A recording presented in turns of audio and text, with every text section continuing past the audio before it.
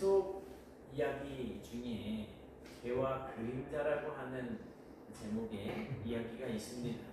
어떤 개가 이제 고기 한 덩어리를 물고 길을 가다가 이제 외나무 다리가 있는 개울을 건너게 되었는데, 외나무 다리를 이렇게 건너가다가 보니까 저 밑에 자기하고 비슷하게 생긴 녀석이 고기 덩어리를 물고 있는 걸 보게 됩니다. 그런데 그놈이 배도 자기처럼 커다란 그런 고기 덩어리가 물려있는데, 가만히 보니까 그놈이 물고 있는 고기 덩어리가 더 탐스러워 보였습니다. 그래서 그것을 뺏으려고 멍멍하고 짖었습니다. 어떻게 됐습니까? 멍 하는 순간 입에 물고 있던 고기 덩어리가 개울물로 툭 떨어지고 말았습니다. 그리고는 고기가 물로 사라지고 말았어요. 잘 알려진 이야기인데, 사람들은 이 개의 어리석음을 비웃습니다. 하지만 실제로 이 이야기는 자기가 가진 것으로 만족하지 못하고 늘 욕심을 부리면서 살아가는 그런 사람들을 빗대어서 말을 하는 우화입니다. 그러니까 짐승이나 어떤 사물을 가지고 사람을 비유로 이렇게 이야기를 풀어내는 그런 것입니다. 여러분, 사람들이 행복하다고 느낄 때가 언제일까요? 언제가 행복합니까? 언제가 행복하세요? 네? 지금? 주권사님 뭐라 그러셨어요? 모든 일에 만족할 때 행복하다. 모든 일에 만족할 때 행복해. 그럼 언제 만족하는 거죠?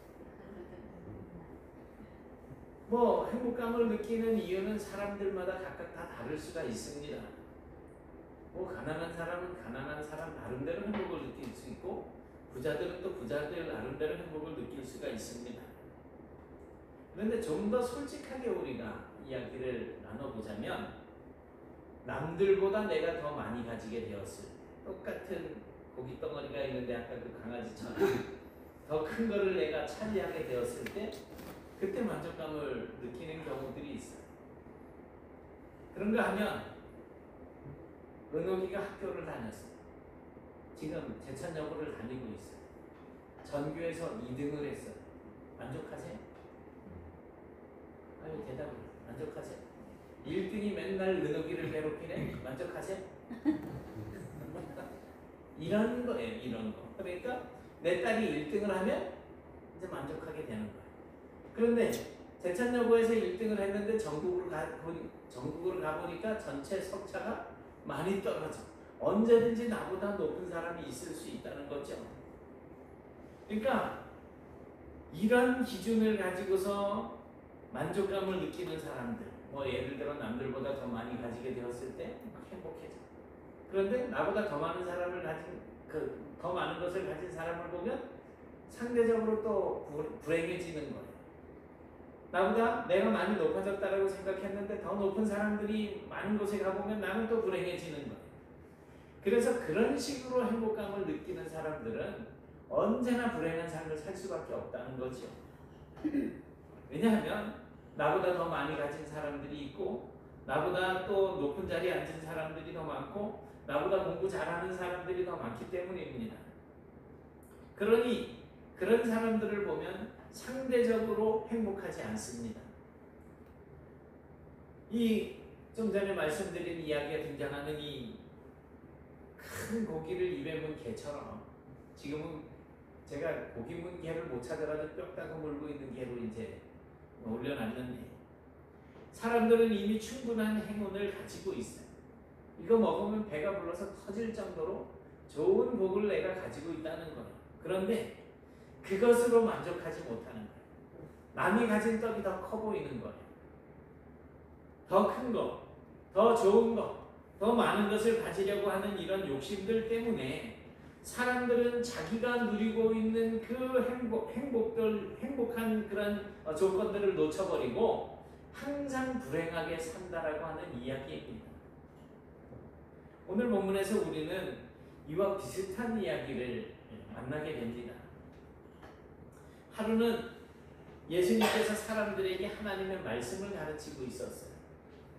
사람들이 얼마나 많이 모였는지 오늘 본문에 앞에 있는 누가복음 12장 1절을 보면 사람들이 너무 많아서 서로 밟힐 지경이라고 이렇게 기록을 해주고 있습니다. 그 중에 어떤 사람이 불쑥 나서서 예수님께 말을 합니다. 선생님, 내 형에게 명령을 내려주셔서 부모님에게 받는 그 유업을 자기와 나누게 해달라고 이렇게 이제 부탁을 하는 거예요. 예나 지금이나 아버지가 많은 유산을 남겨놓게 되면 자녀들 사이에는 문제가 생기기 마련입니다. 물론 자녀들이 그냥 이거 뭐 깨끗하게 그냥 뭐 형 많이 갖고 나 조금 갖고 뭐 동생 더 조금 갖고 뭐 이런 식으로 약속되어진 대로 만족하고 만다면 문제가 생기지 않겠지만 요즘 어디 그렇습니까? 그래서 유산 상속을 놓고 우리 자녀들이 그저 형제들끼리 치고받고 싸우다가 결국 법정 소송으로까지 번지는 이런 일들을 우리가 종종 이제 보게 됩니다. 그러니까 이 사람도 오늘 본문에 나오고 있는 이 사람도 자기의 몫을 제대로 받지 못했던 것 같습니다. 그래서 예수님께 그 유산으로 말미암는 이 분쟁에 대해서 예수님이 조정해 나서셔서 이 문제를 해결해 달라는 거예요. 자기가 받을 유산을 받을 수 있도록 해달라고 부탁을 하고 있는 것입니다. 이때 당시 사람들은 이건 이제 형사법이 아니고 민사적인 문제잖아요. 그러니까 이런 민사소송을 유명한 랍비들에게 부탁을 해서 해결을 받고는 했습니다. 아마도 이 사람은 그 수많은 사람들 가운데에 하나님의 말씀을 가르치는 능력을 가진 예수님이라고 한다면 그저 한마디만 하셔도 자기가 지금 고민하고 있는 이 문제가 금방 해결될 수 있을 것이라고 생각을 한 것 같습니다. 그런데 예수님은 이 사람의 기대와는 다르게 오히려 이 사람을 책망을 합니다.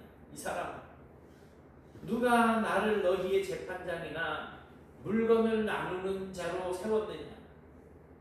그러면서 뭐라고 이야기를 해? 삼가 모든 탐심을 물리치라. 사람의 생명이 그 소유에 넉넉한 데 있지 않다라고 말씀을 하십니다. 실제로 이 사람의 집안의 문제가 어떠한 내용이었는지는 우리가 정확하게 알 수가 없습니다. 그러나 자기가 받을 유산을 정확하게 받지 못한 것 같기는 합니다. 그리고 형제들끼리 서로 자기 몫을 조금이라도 더 많이 차지해 보겠다고 욕심을 부리는 가운데에 이제 분쟁이 일어난 것 같습니다. 흔히들 이런 경우를 가리켜서 뭐 행복한 고민이라고 해야지 되나요? 어쨌든 부모님의 유산을 내가 물려받는데 더 받으면 좋고 더 못 받아도 그만이. 그러면서 형제들끼리 다투고 있는 거죠.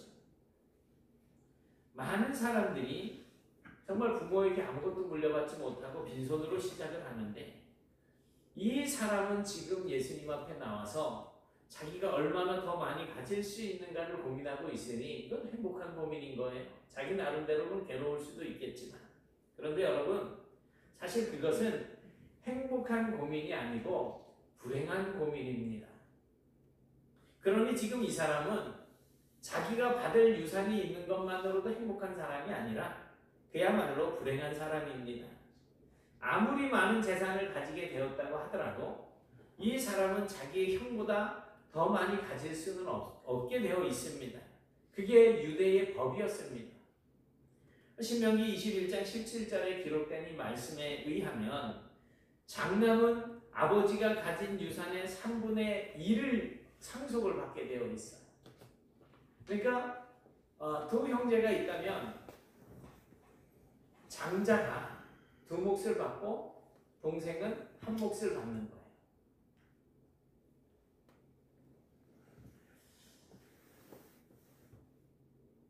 그러니까 이 사람은 아무리 욕심을 부려도 3분의 1밖에 받을 수가 없는 상황입니다.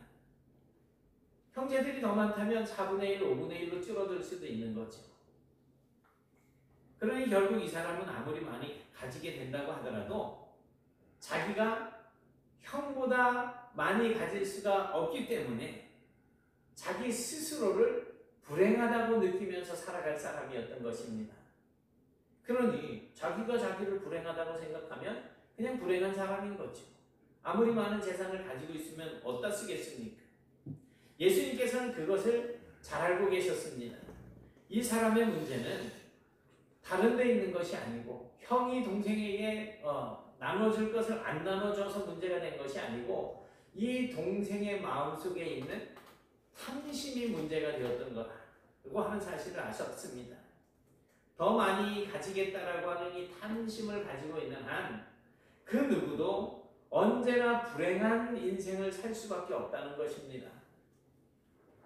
예수님은 바로 이 사람에게 오늘 우리가 묵상할 소위 어리석은 부자에 대한 이 비유를 말씀을 해주십니다. 16절부터 19절까지의 비유의 내용은 이렇습니다. 한 부자가 있었는데 한 해는 농사가 잘 되어서 풍년이 들었다.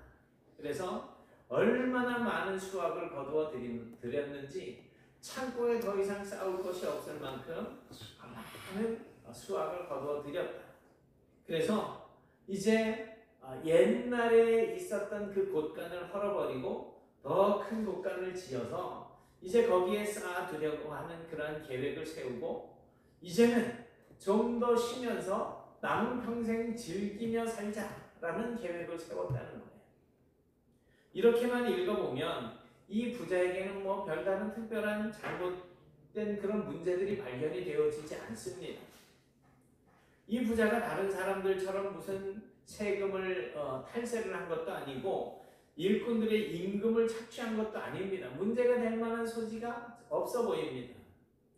그저 1년 동안 정직하게 열심히 일을 해서 농사를 지었고 마침 그 해에 풍년이 들어서 밭에서 엄청난 소출을 풍성하게 거두어 드리게 된 것뿐입니다. 열심히 일해서 정말 많은 소득을 얻게 된 것이 뭐 잘못은 아니잖아요. 그리고 그것을 곳간에 잘 보관하려고 한 것이 뭐가 잘못된 것입니까?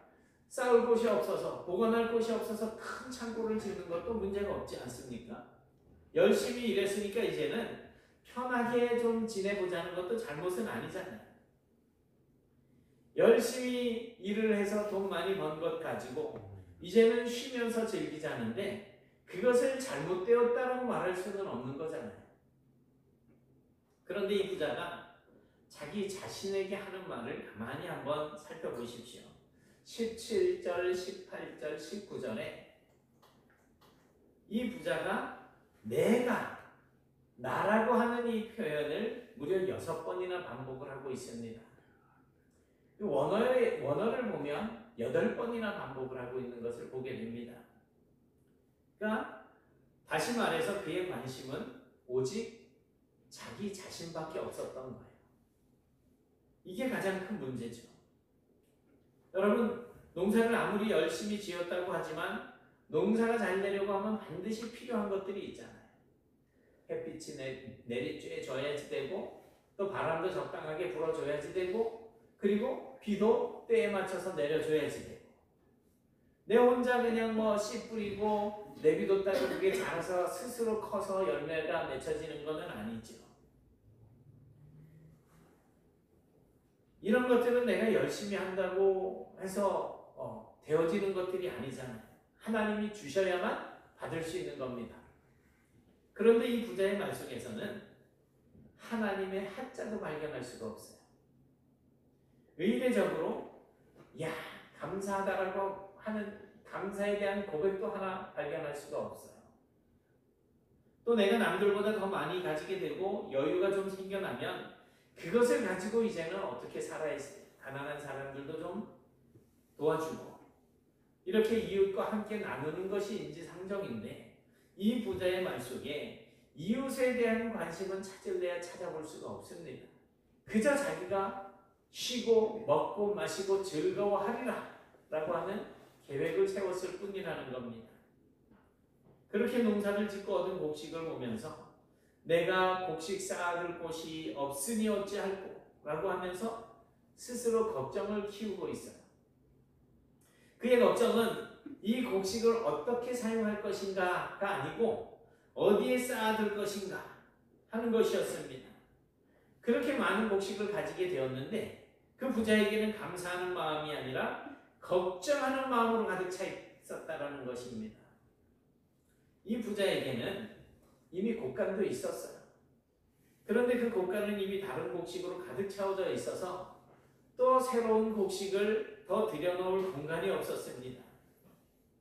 이 말은 이 사람의 평생에 먹고 남을 만큼의 재물을 이미 가지고 있었다는 뜻입니다. 어쩌면 그 재물은 그 아버지에게 유산으로 받은 것일 수도 있겠죠. 그런데 그보다 더 많은 곡식을 새롭게 얻었으니 이제 그것을 어떻게 해야지 됩니까? 고민하다가 옛날 곡간을 허물어뜨리고 더 큰 곡간을 세워서 쌓아놓고 이제 여생을 편하게 지내자 라고 하는 계획을 세우게 된 것입니다. 부자는 새롭게 지을 큰 곡간에 가득 채워질 곡식과 물건들을 생각하면서 얼마나 마음이 뿌듯했을까요? 그리고 난 다음에는 또 무엇을 할 것인가? 이번에는 또 다른 계획을 세우는데 19절에 보니까 내가 내 영혼에게 이르되 내 영혼아 이제 여러 해 물건을 많이 쓸 물건을 많이 쌓아두었으니 평안히 쉬고 먹고 마시고 즐거워하자. 자기 영혼에 대한 계획을 세우고 있습니다. 어떻게? 통장에 얼마씩 들어 있어요, 저? 얼마 있어요? 없어요? 아니 제가 달라는 소리 안 할 테니까. 부럽죠 이런 사람들 보시면. 안 부러우세요? 신권사님 내일 모레 나 부러워할 수도 있는데 안 부러워요? 부러워해야 되는데.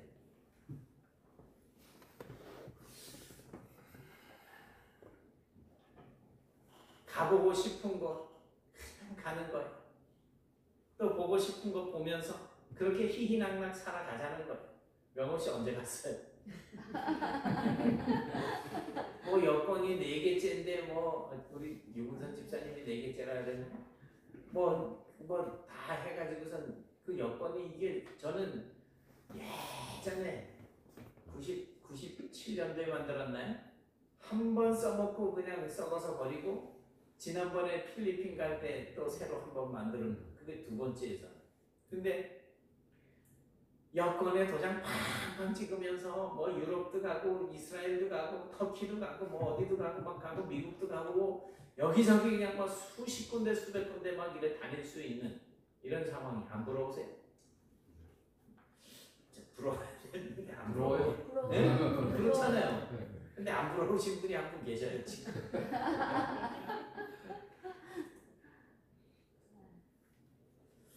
얼마나 행복해 보입니까? 큰 곡간을 지어야지 되는데 거기다가 집어넣고 이제는 먹고 놀고 마시고 쉬어야지 되는데 이런 고민을 하고 있어요. 세상 기준으로 보면 이 얼마나 행복해 보이는 인생입니까? 그런데 성경은 이 부자를 행복한 사람이라고 이야기하고 있지 않습니다. 그리고 이 사람을 칭찬하지도 않습니다. 열심히 일해서 많은 것을 모았으니 이 사람은 복을 받을 사람이라고 칭찬해주고 있지 않습니다. 이 부자가 무슨 나쁜 짓을 한 것은 아니잖아요. 나쁜 짓을 한 게 없어요. 그는 열심히 일했고 또 얻은 소득을 그냥 막 헤프게 소비하지도 않았습니다. 무슨 도박을 한 것도 아니고. 그리고 성경에서도 이 사람을 악하다라고 이야기하고 있지 않습니다. 악한 사람이라는 표현이 어디에도 없어요. 단지 뭐라고 이야기를 합니까? 어리석다라고 이야기를 합니다. 어리석다. 인생을 정말 바보같이 산다는 거예요. 왜 그렇습니까? 부자는 자기의 계획이 전부인 줄 알고 있었지만 사실 이 세상은 부자의 계획보다 더 중요한 계획이 진행이 되어지고 있습니다. 바로 하나님의 계획입니다. 우리가 하나님의 계획을 모르면 그야말로 어리석고 허무한 인생을 살게 되는 거예요. 내가 이렇게 하리라, 내가 저렇게 하리라, 아무리 멋진 계획을 세워봤자 소용이 없습니다. 하나님께서 다른 계획을 가지고 있다면 내가 세운 계획이 아니라 하나님의 계획대로 이루어지게 될 것이기 때문입니다. 17절부터 19절이 부자의 계획이었다면 하나님의 계획은 20절, 21절에 나오게 됩니다. 같이 한번 보실까요? 시작. 하나님이 이르시되 어리석은 자여 오늘 밤에 영혼을 도로 찾으리니 그러면 내 귀한 것이 누구의 것이 되겠느냐 하셨으니 자기를 위하여 재물을 쌓아두고 하나님께 대하여 부여하지 못한 자가 이와 같으니라. 아멘. 하나님은 그 부자더러 어리석은 자라고 말씀을 하고 있습니다. 그리고 내가 오늘 밤에 너의 영혼을 불러갈 계획인데 그것도 모르고 네가 벌어놓은 거 마치 천년만년 살 줄 알고 꿈에 부풀어 있으니 뭐라고 말씀하시는 거예요? 어리석다라고 말씀하시는 거예요. 여러분 그렇습니다. 내가 아무리 그럴듯한 계획을 세우고 이제는 좀 편하게 인생을 즐기면서 살 수 있겠다라고 생각을 해도 그날 밤에 하나님께서 내 영혼을 불러가시면 그 모든 것 다 놓고 떠날 수밖에 없는 거예요. 그렇다면 그렇게 평생 애써서 쌓아놓은 재물이 누구의 것이 되겠습니까? 아마도 자식들끼리 서로 더 많이 갖겠다고 피 튀기게 싸울지도 모릅니다. 그렇다고 그 재물이 온전히 자식들의 것이 되겠습니까? 이 자식들도 아버지처럼 더 큰 목단을 짓겠다고 그러다가 언젠가 또 고스란히 놓고 이 세상을 떠나가게 될 것입니다. 모든 인생이 가야지 될 길이니까요.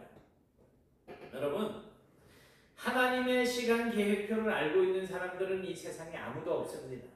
그래서 우리는 불과 5분 뒤에 무슨 일이 일어날지 모르잖아요.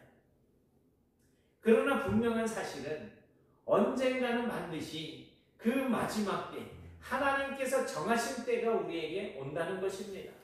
우리의 영혼을 거두어 가실 날이 온다는 것입니다. 그러므로 정말 지혜 있는 사람이라고 한다면 하나님의 계획을 참조해서 우리의 인생을 설계를 해야지 된다는 것입니다. 하나님의 뜻을 먼저 헤아려서 나에게 주어진 기회와 물질을 사용할 수 있어야지 됩니다. 이미 주어진 것은 하나님의 은혜로 감사하게 받고 더 많이 주신다면 그것을 또 하나님의 뜻을 이루는 데 사용을 해야 되겠다는 것입니다. 고아나 과부나 객과 같은 불쌍한 이웃들을 돌보는 일에도 써야지 되겠죠. 이런 사람들이 하나님께 대하여서 부요한 사람입니다. 이런 사람들이 정말 행복한 인생을 살아가는 사람들입니다. 그리고 주님이 부르시는 그날에 이제 주님의 품에 안겨서 영원한 기쁨과 진정한 행복을 누리며 살 수가 있게 되는 것입니다. 그러나 하나님의 계획을 내 인생의 안에 포함시키지 않고 나만을 위해서 재물을 쌓아두려고 하는 사람은 참으로 어리석은 인생을 사는 사람이라는 사실입니다. 그런 사람들은 많이 가지고 있으면서도 절대로 만족함이 없고 항상 걱정만 있습니다. 더 많이 가지지 못해서 늘 불행하다고 느끼기 때문에 그 사람은 그냥 불행 그 자체가 되는 것입니다. 그래서 더 높이 올라가 보겠다고 더 많은 것을 쌓아놓고 탱자탱자 누리면서 살아보겠다고 허덕이다가 때가 되면 빈손 놓고 떠나버리게 되는 것입니다. 그게 인생입니다. 죽는 순간에야 이제 숨이 넘어가는 순간에 내가 이거 아무것도 가지고 갈 수 없다라고 하는 사실을 깨닫게 된다면 얼마나 허무하겠습니까? 그래서 어리석다라고 이렇게 말씀을 하시는 것입니다. 여러분, 하나님께서는 지금 나의 모습을 보시면서 뭐라고 그러실까요?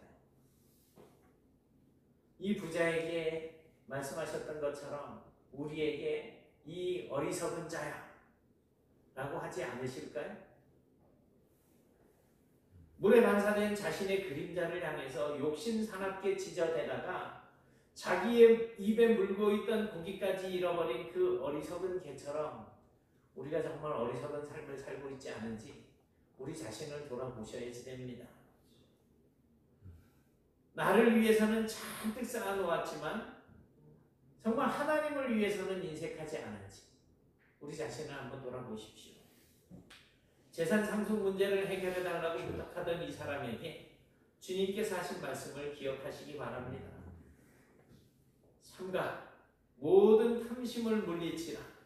사람의 생명이 그 소유에 넉넉한 데 있지 아니하니라.